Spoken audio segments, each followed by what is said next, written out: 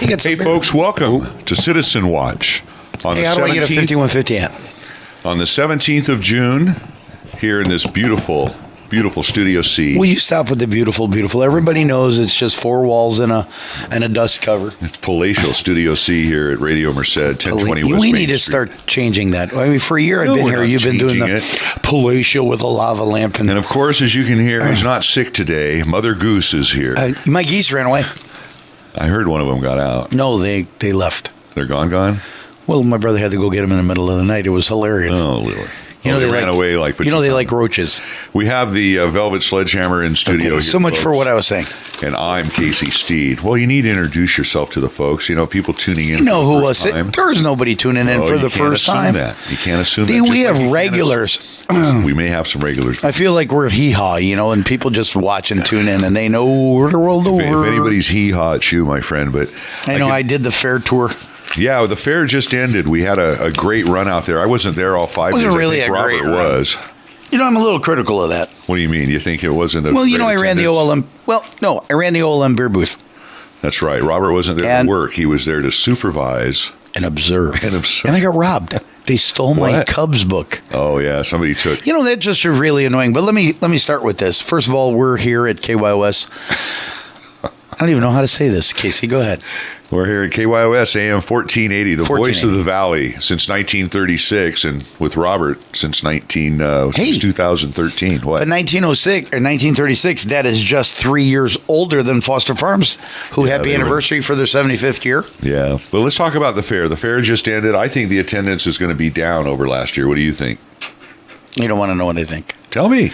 Running the OLM beer booth, I can tell you that the fair directors need to kind of align themselves more with What?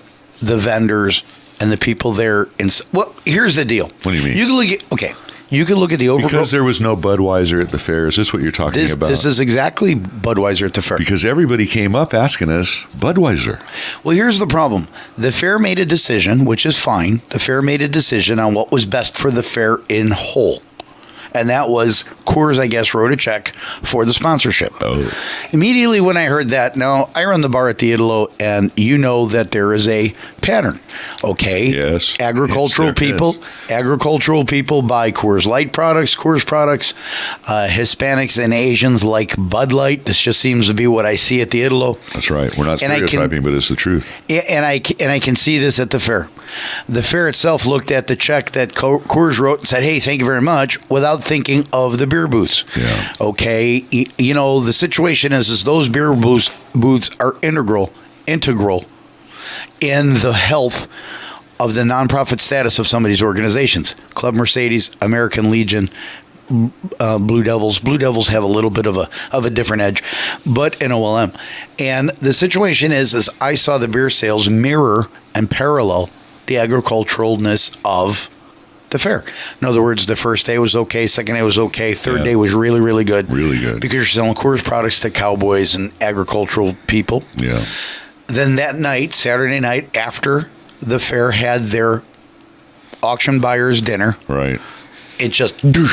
Yeah. Okay, and you had Asians that came and left and didn't want any Coors products.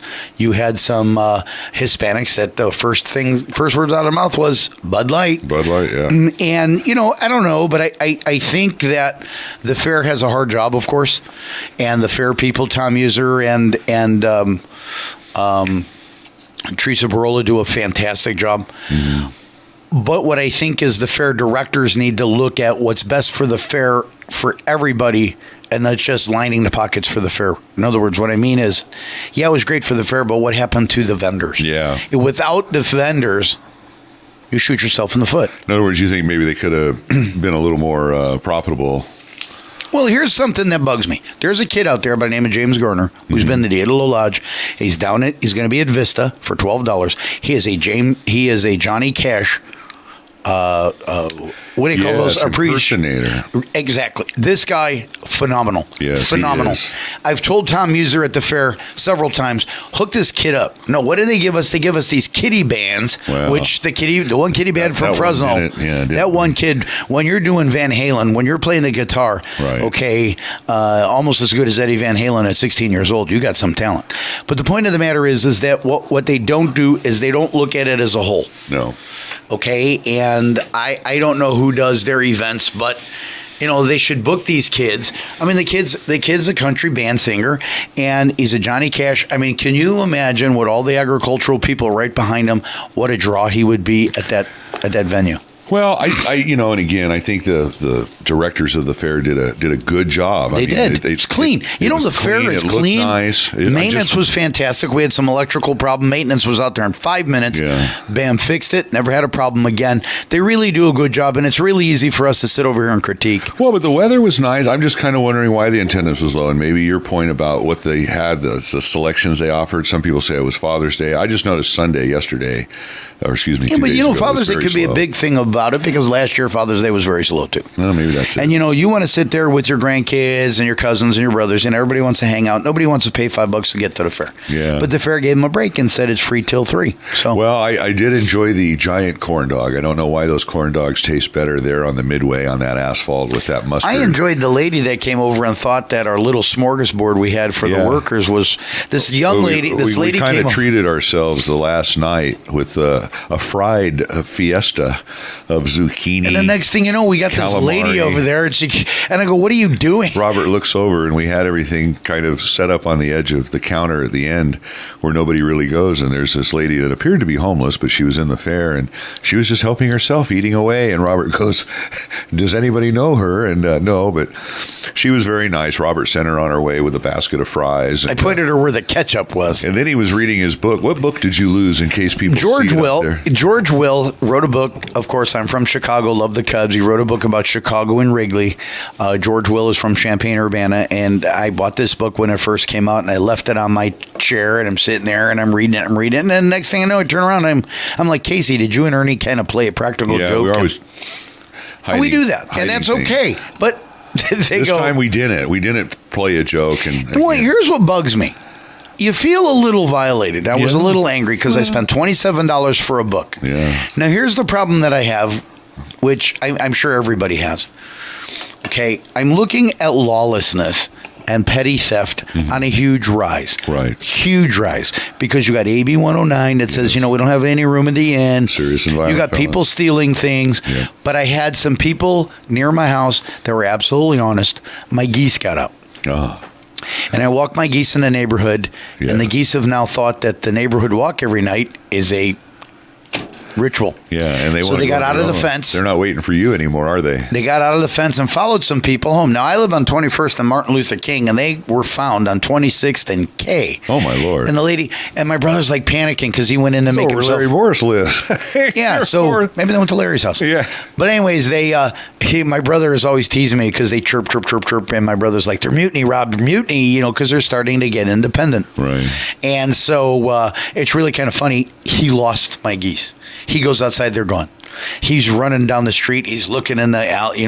Did they get out? Because they like to, How'd you in find my area. That far away? Well, what happened is some people were walking past and they go, what are you looking for? We found a dog. And he goes, no, I'm not looking for a dog. He goes, believe it or not, I'm looking for geese. Geese? My sister brought home some geese that followed her.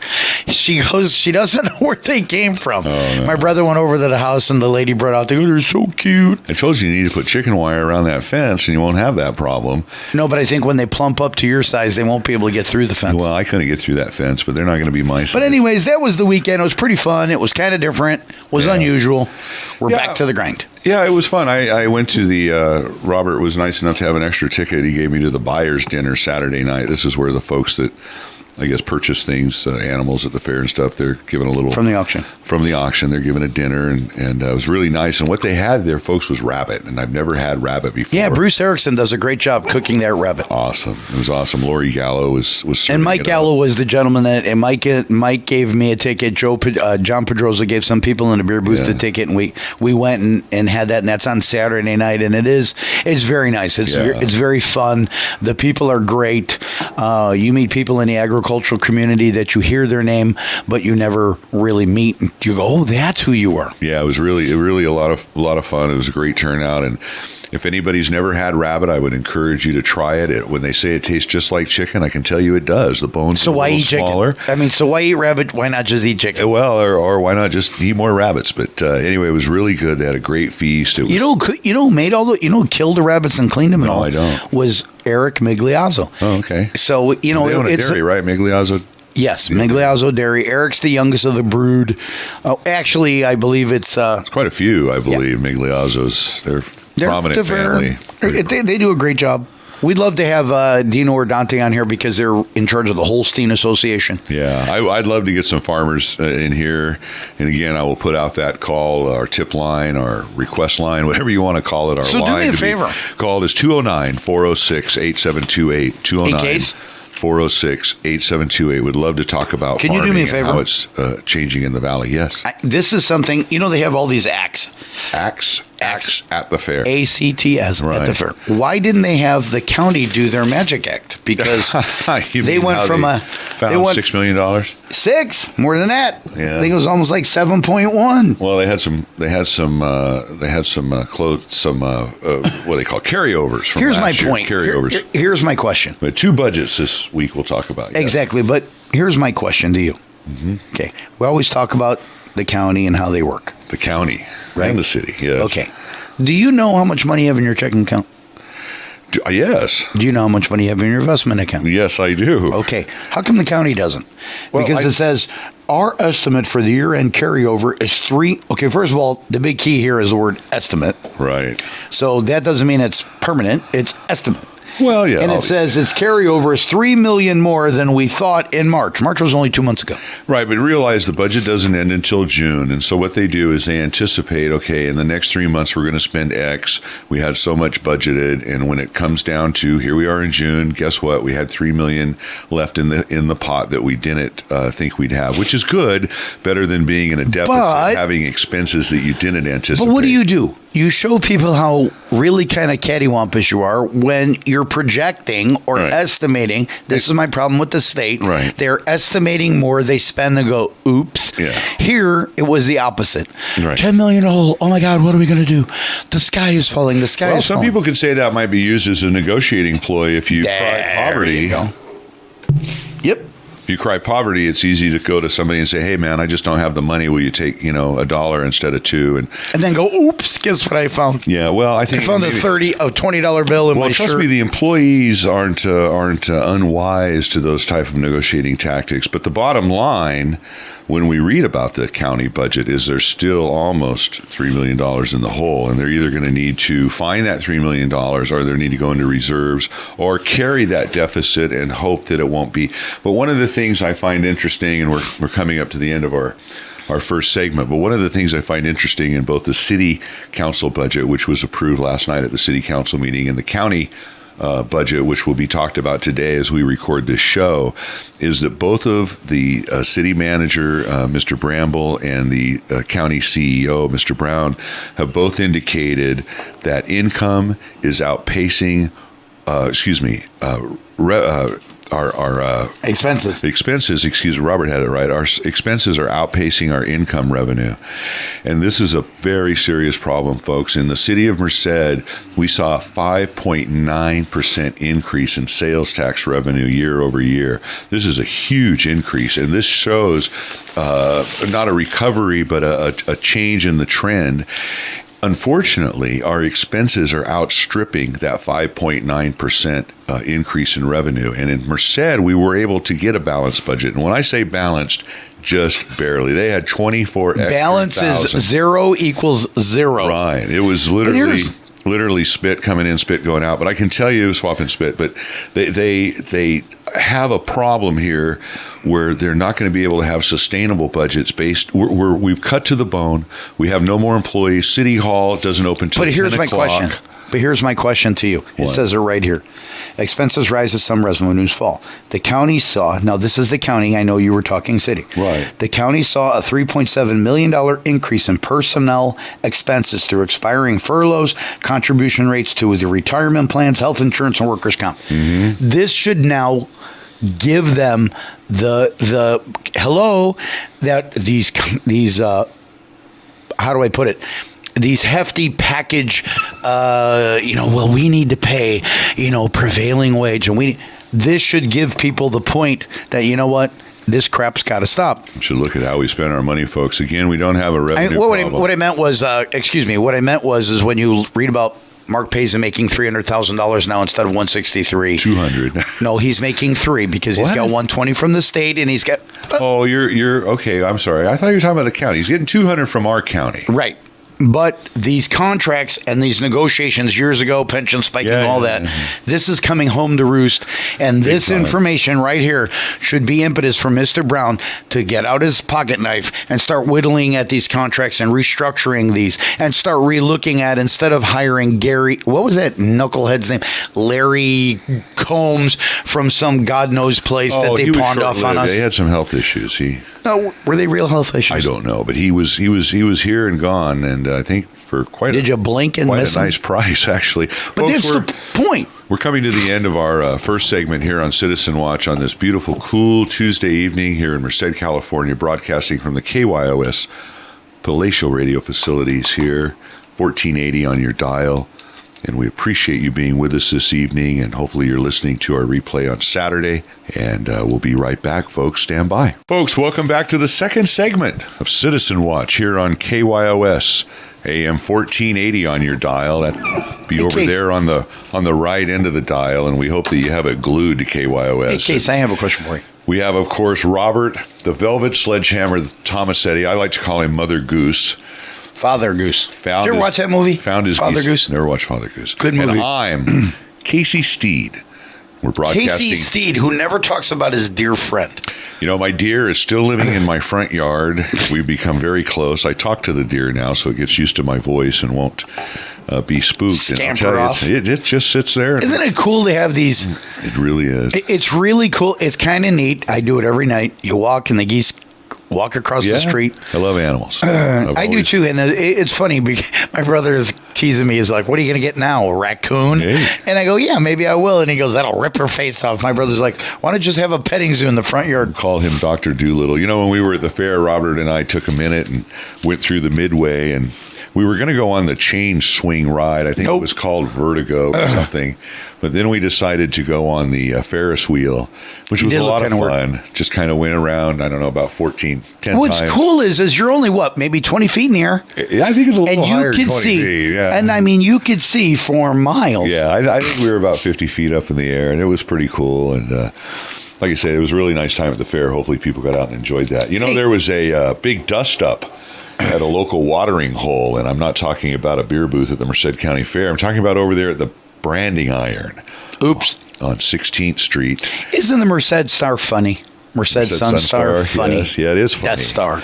Well, what happened, just to give folks a little brief before Robert, because Robert had a really good observation on this whole story. But anyway, I guess what happens, they set up a DUI checkpoint. People probably realize, you see these periodically. These are really the genesis of these checkpoints are special grants that cops get, the police departments get to do specialized enforcement. Cut down on DUIs. Right, MAD, Mothers Against Drunk Drivers. Anyway, they set up in front of the Branding Iron over there. What a better place than set up than a bar. Right, where do you find drunks? At a bar. It's like kind of like they asked a bank robber once, why do you rob banks? He goes, that's where the money is. So anyway, the Branding Iron, or that area of town over there on 16th Streets, had evidently some issues with the demographics of DUIs, accidents, that sort of thing. So they set up in these areas. There's another part about it, and that drunks and alcohol, or DUIs, drunks. Yeah, drunks, right. They don't like to stop. So they try to find thoroughfares that have the least amount of stops. Well, that was the old Highway 99. Right. So when you're trying to cut through the town, if you go on 16th Street, you got M Street, O, R, V, done. You're gone. No. Anyway, they set up over there, and evidently the owner, Mr. Parley, was quite upset that they had set up in front of his restaurant on that particular evening and felt it was driving away business. I'd be the opposite. What would you? How would you look at it? Well, here's the thing. When you say you'd be the opposite, how would you look at it? Okay, look, I run the Italo's Bar. Right, longest bar in Merced. And I like people to know that we don't have DUIs coming out. We try to get cabs. We want you to have a good time with safety and concern. That's right. When you complain that somebody puts a DUI checkpoint in front of your restaurant, to me, the image and the perception is, don't hassle my customers. I think that was what the concern was. Is he felt that just having the presence there, people wouldn't even come in, let alone if they were there. Of course not. Drunk.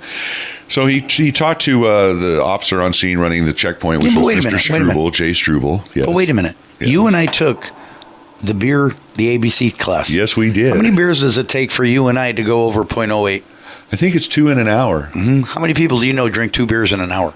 I think people drink more than 2 in an hour. So almost everybody who goes into a bar can come out and probably blow a deuce, correct? Yeah. And we mean that, they would probably have... Literally, if you've had more than 2 drinks, you're probably impaired. I understand Mr. Parley's trying to run a class organization, which yes, it is. When you think of upscale dining, you do think of Mr. Parley's branding iron. Probably and him and Kara, Mrs. Parley, do a great job. Right. But to me, I'm like, okay, so what? I mean, you put a DUI checkpoint on 16th Street.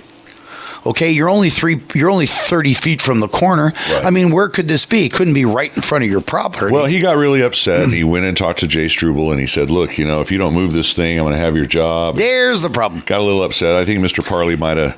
Did he have a DUI? I think Mr. Parley might have been had a couple of cocktails. I heard they had a recording on the Merced, and the reason I say this... I heard he's tough. They have a recording on the Merced Sun Star website where you can hear... the inflection in his voice, and you can draw your own conclusions. But anyway, he told Mr. Struble if he didn't move the checkpoint, because he had an agreement with the mayor and the chief of police that no checkpoints would be put up in front of his business. Which I think is a crock of crap. Yeah, I think that's an interesting arrangement. Dynamic. I don't think any police chief or mayor of any city worth its salt. We're not back in the Midwest. I don't think. I don't think they're going to make an agreement with that with a business owner. Well, here's my point. I'm getting money from the state to crack down on DUIs. I sure as heck isn't going to put a DUI checkpoint in front of a school. I'm going to go where? I'm going to go where bars and restaurants are. Again, where the problem is. So exactly. So Mr. Parley then decided to contact our district attorney, Mr. Larry Morse. At home. And the branding iron is kind of a popular watering hole for the who's who, the Merced 300, the movers and shakers of this town. The rock stars of Merced. Yeah, it's no secret that this is where folks get together, and it's just not a bad thing. It's just the way it is. And so Mr. Parley, having seen a lot of these movers and shakers in his establishment over the years, decided to maybe call in a marker, see if he had a friend, and talk to Mr. Morris, DA. Again, this was after hours, and express his frustration with this checkpoint, and again express to him that he had been made this promise of no checkpoint. So Mr. Morris, the district attorney of Merced County, decided to call Lieutenant Trinidad over at the Merced Police Department and just pass on Mr. Parley's concerns as a business owner, never asking for the checkpoint to be disbanded. Story sounds familiar, don't it? Just a friendly phone call. Doesn't it sound familiar? Well, there's something in my mind that's coming back to me. There's something about a phone call from an elected official to another. No. I believe it was Jay Struble. There was an elected official that called a police officer about an incident after hours. What was that, Robert? I don't know. Let's look at the county. Here's my problem with this. Here's my problem with all this. John Pedroso got slammed, lambasted, skewered in the newspaper for his assistant calling him and saying, I don't know what's going on. John, it was verified, picked up the phone, talked to Jay Struble, said, I can't tell you what's going on. John said, fine, I'll find out from Norm. Norm said, I'm sorry, she's an adult, can't help you, John. And John never asked for any help. John only wanted information. That's right. And he got screwed over by the Sun Star. Yeah, he got... Okay, here's Greg Parley pitching a fit with Jay Struble. Okay, which there's no parallel, honestly, people. It's just Jay Struble is the traffic supervisor, and it just victim Right. of circumstance. But here doing he is his- lambasting Mr. Struble because I got this card that says give me free pass because I had an arrangement. And the Sun Star doesn't criticize. Now, he shouldn't be Larry Morse. John Pedroso shouldn't have been criticized. Right. But John Pedroso got criticized by Ramona Vargas about, oh my God, and her Emeritus Anna Hijek or whatever her name is from Stan State about, oh my God, he was usurping his authority. Right. Now here's Greg Parley calling Larry Morse at home Yeah. and saying, do something. And Larry says, hey, I just want to pass around the information. Now how come Anna Hijek or whatever her name was and Ramona Vargas aren't all over Larry Morse about overstepping his bounds and trying to usurp his authority and push it around when they weren't. Well, and I think that was the the one of the I think the name of the article was politics at play. Now here's the problem. Politics was at play with Larry. Greg Parley wanted a marker called. That's right. The girl wanted a marker called. They put these politicians who they know in bad shape. Right. But the point of the matter is, Larry did nothing wrong. Right. He's just passing on a criticism from a constituent and a friend. John did the same thing. Exactly. John gets skewered in the Merced Sun Star, Right. and Larry Morse is like, nothing. Well, the article is just this weekend. We'll see if there's any repercussions. In Mr. Parley's defense, he realized that he may be a little too verbose. Maybe some of the things he said were a little out of line, and he did write an apology letter to the Merced Police Department and to Sergeant Struble, expressing his remorse for making the comment. You'll be working the mean streets of Atwater if you don't listen to me. So obviously that was out of line. Mr. Parley realized it. The thing that's disappointing, folks, is that we have to get to this point where we're writing letters of apology, where we're doing these things after the fact. Yeah, but okay. Think about this. Okay. The letters of apology are to be politically correct. If I'm angry about something, I'm angry about something. Right. I was in the Bank of America parking lot. Okay. I got hammered. Yeah. You didn't see me write a letter to Bank of America saying, hey, Well, I pitched a fit in the middle of your bank and I'm sorry. Yeah. That's just what happened. What I don't like, and Greg Parley's a gentleman, Yeah. but Greg Parley also has a temper. Oh, and so the temper came out and he thought about it and he decided to write a letter of apology. Right. But what I hate about letters of apology with anything is they're disingenuous and insincere. Right, because why'd you do it in the first place? Why'd you do it in the first place? Exactly.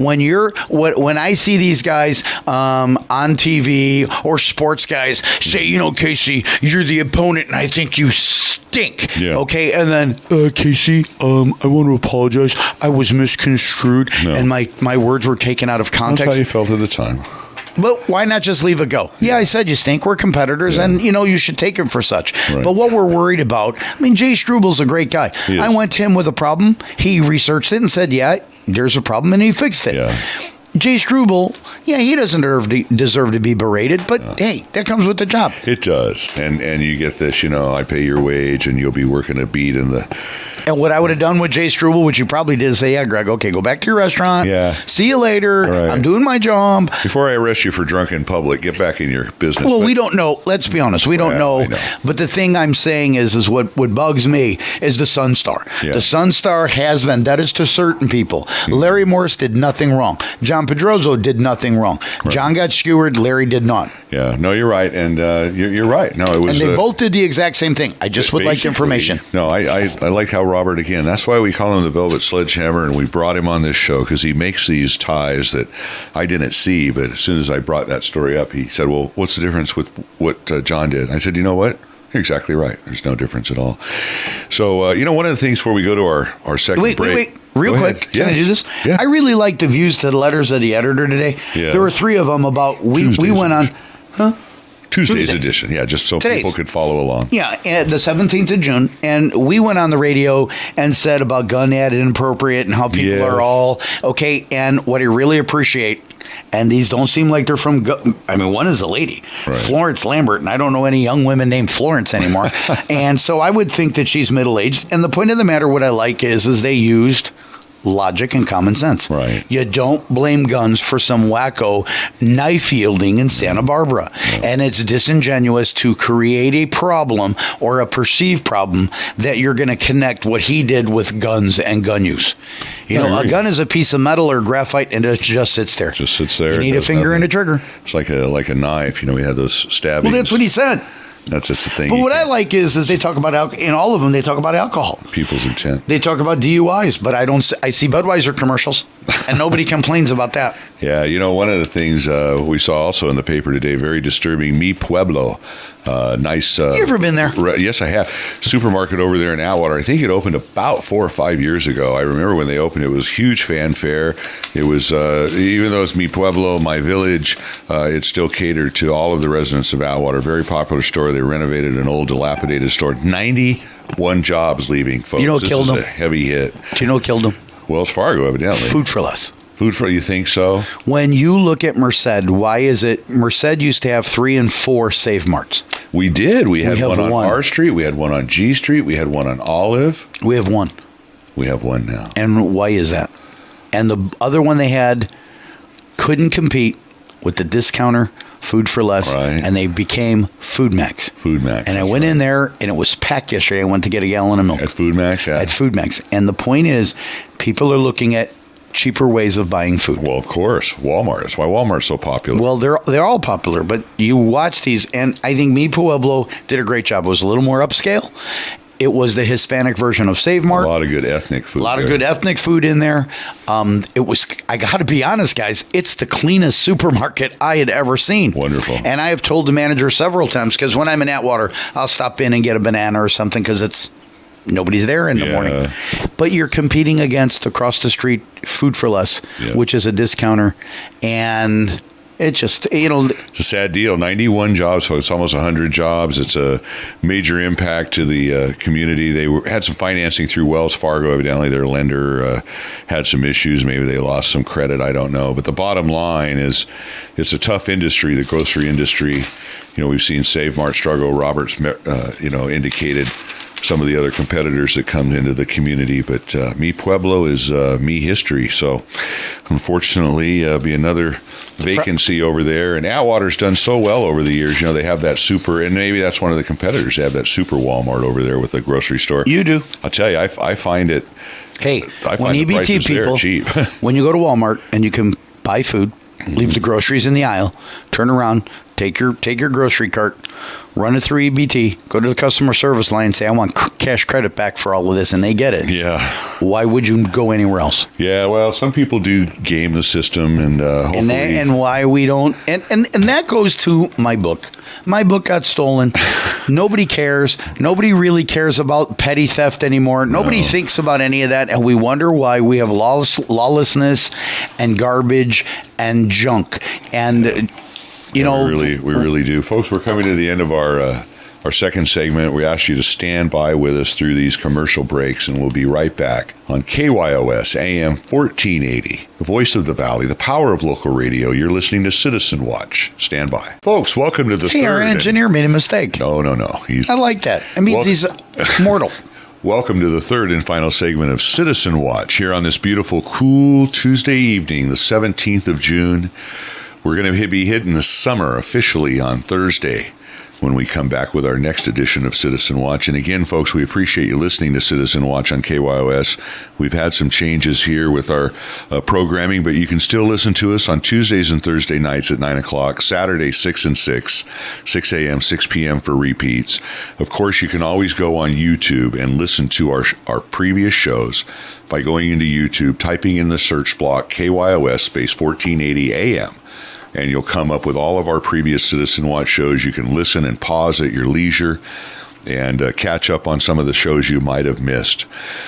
Again, we're here in studio with Robert, the Velvet Sledgehammer Tomasetti, the Duck Whisperer, Goose Whisperer. Excuse me, I get them confused. They're getting ready to honk. I think. I know. When we eat them, they're going to taste good. And Barry Manilow, 71 today. 71 years old. I remember all my life. Yeah, the piano. Raining down as cold as ice. Yes, that's right. Shadow of a man. Story of my life. Anyway. You know what's funny is I go golfing. Didn't you and I and Steve go golfing? Yes, we went and all to I kept singing Rancho was, San Miguel. I write the songs. Not Rancho San Miguel. Yeah, Rancho San Miguel. Hell, I'm thinking singing about a Mexican market. Rancho again. Del Rey. Rancho Del Rey. I was talking about our Mexican market. Rancho Didn't Del Rey. wasn't something just got into me and I'm singing that Barry Manilow, I write the songs. I've been alive. It was unbelievable. You know, one of the things, folks, we've been kind of teasing about over the years, and it has been years. They've been working on this Bradley overpass.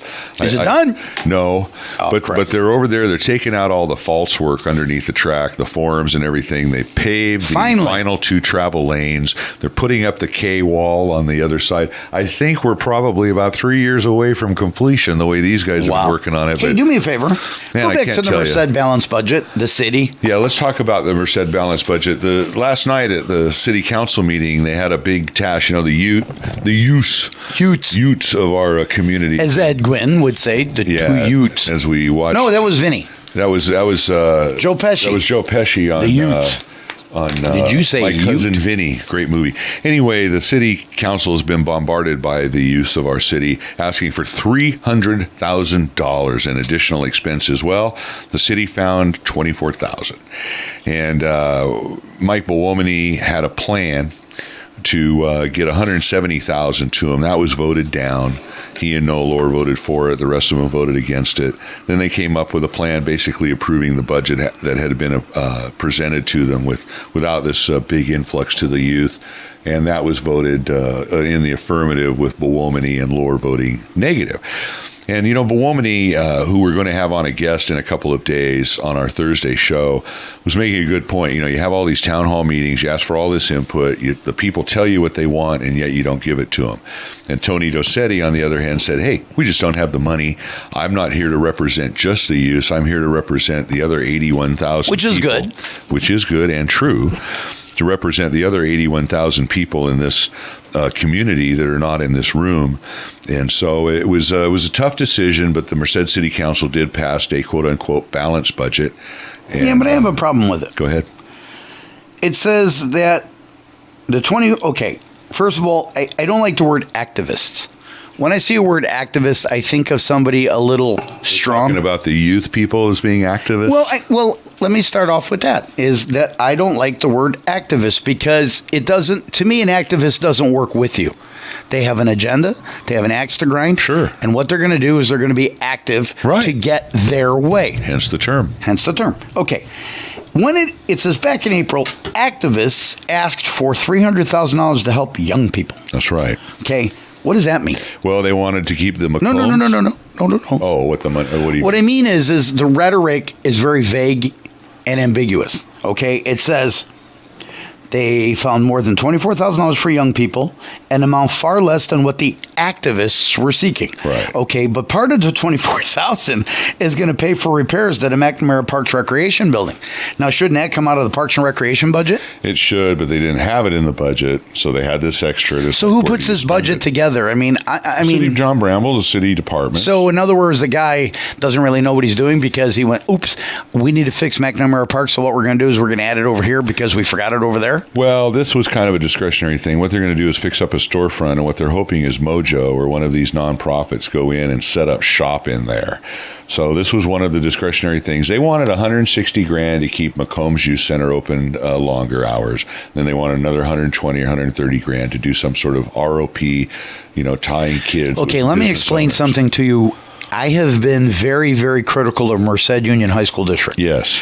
Mr. Vinny Scott Scambray. Your first name is Vinny. Right. You can hide, you can run, you can want to fight me for using it, but that is your given name. That's right. Okay. V. Now, if I'm being disrespectful, tough. Yeah. If I'm being a little critical, tough. But I'm going to tell you what he has done that I do like. What? There was a program that they talked about, and I was going to research it further, that they have over 200 and 300 kids that stay after school at the high schools. That's right. To do things like the McCombs wants to do. That's right. They want a little chess club, so they got some people to play chess. They want to do this. They want to do that. They want to play basketball. The high schools provide advanced babysitting service for parents. There you go. Okay, and I forgot what it was called, and I'm going to look into it further, but this is exactly what these activists You're right. It's one of the things you know, Robert. You hit upon a point, and what's this? You hit upon a point that people matter realize. Of fact, wait a minute. Jason just gave it to me. Okay, it's called you have to realize assets. that people can't see that. You have to realize that. Thank you. You hit upon a point that is the city the best position to provide these services? No. Churches and schools. There you go. Okay, and home. Right. I am sick and tired of going past 3 schools in my neighborhood where the gates are locked on a Saturday afternoon, and yet Anna Parga Duran, Rosemary Parga Duran, and Ken Testa will tell us, but they're available. What do? Climb the fence, and then I'm trespassing. You have the park part of the school separated from the school part, so you can leave those gates open and let those kids play soccer. But then again, parents don't care because they're at Walmart buying. What's that game that sold $1 billion its first day? Xbox? I don't know. That game. Grand Theft Auto. Grand Theft Auto, because the kids would rather play Grand Theft Auto and shoot and all that stuff and play with their thumbs. And then they wonder why they're little porkers and that they need to talk to the obese counselor. Well, it was funny. Interesting comments. Tomasetti said, I don't think you want to give your kids to the city of Merced. You have things like parents that need to be involved out there. Which is true. It is true. And let's be honest here. Tony Tomasetti started his career, I believe, his working career as a teacher at OLM. Right. So his family values come out in that. Right. He felt that the council was personally attacked for their lack of concern about the youth. And he took offense to it, and so did Mike Murphy. He said, we have to look at who the best people to provide these services are, and he mentioned, just as Robert did, the school district. He said they have the facilities, they have the expertise, they deal with the kids already. Who would be best served or best positioned to provide these services? He talked about the Merced Multicultural Arts Center offering courses. He talked about other organizations, Girl Scouts, Boy Scouts. Why Cub do Scouts, these old places, why do they get grants? Why are they nonprofits? Why are they there in the first place? Right. When I was a kid, my dad took us to the Catholic Church because they had bingo for the parents, and the kids could play in the gym. And my dad took us. Yes. After that, we had Cub Scouts. Exactly. We did the soapbox derbies and things like that. When we were done with that, we played baseball at the parks through the school. All the school kids got together and created a league. What I'm having a problem with is this Lisa Marroquin, who works for Building Healthy Communities, that says that a budget should reflect the values of a community. Right. I think a budget should reflect the necessities of a community and not its values. I think the parents should reflect the values. And I hate to tell you they're Lisa Marroquin, but I don't think there's a lot of family values in Merced County. Well, you get to another article that's on the front page of that same paper that you're reading about teen pregnancy rates. And again, all of these get to a nexus, folks, and sometimes people don't want to look at the seedy underbelly of why we have these problems with our youth. We live in one of the most impoverished states in the nation, in California, and unfortunately Merced County is one of the most impoverished counties within that state. But what's funny, it doesn't take much to figure out that we're way behind the 8 ball coming out of the gate. But here's the problem. I think Tomasetti and Murphy are right in saying the city is not the only answer. You're right, but here is the thing that you hit on. The first word says teen birth rates in California have reached a new low, but in Central Valley, the rates are still the highest in the state. Right, and they always and you know have what? been. I'm gonna tell you this, and this is what bugs me. You get these kids, these girls, teenagers. Well, they have babies. You can't forget about the boy now too. That's not the point.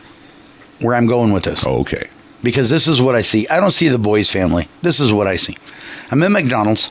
I see a teenager, 16 years old, with a bouncing new baby, and she's passing it around to her family like it's a toy. Yeah.